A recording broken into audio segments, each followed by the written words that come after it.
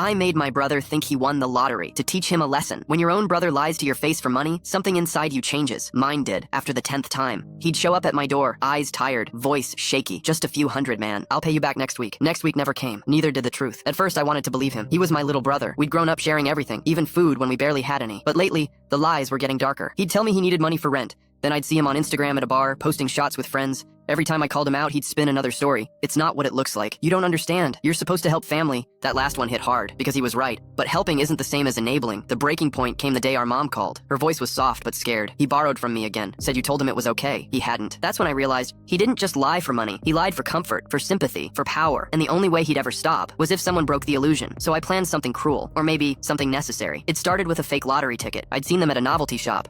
Realistic ones that reveal a winning combination when scratched. The prize? $10 million. I bought one, then waited for the right moment. A week later, he came over with his usual routine. Sad. Eyes, dramatic sigh, and another story about how his card just died again. I slid the fake ticket across the table. Look, man, maybe your luck's about to change. He scratched it and froze. His jaw dropped. Dude, I won. I freaking won. He screamed so loud the neighbors probably heard. Then came the tears, the laugh, the disbelief. He hugged me like a kid on Christmas morning. We're set, bro. I'm paying you back first thing. My stomach twisted. I forced a smile. He grabbed his phone, pacing the room, already planning his new life. I'm quitting my job. I'm buying a house.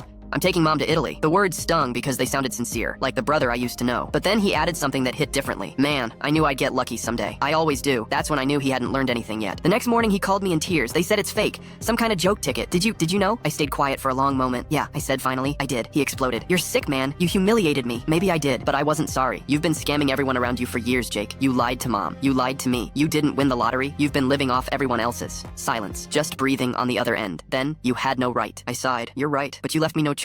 He hung up. For a while, I thought I'd lost him forever. 3 months later, I got a text. Got a job, paying off my debts. Don't know if I hate you or thank you. I smiled. It wasn't forgiveness. It wasn't closure, but it was progress. And a year later, at mom's birthday, he showed up with a cake, a card, and a check. For every dollar he owed me. He handed it over quietly. Guess I finally hit the jackpot. I laughed. Took you long enough. He smirked. Yeah, but this time, I earned it. Was it wrong? Maybe. Would I do it again? Absolutely. Because sometimes the harshest truth comes wrapped like a cruel joke. And sometimes, losing fake millions teaches you more than borrowing real hundreds ever could.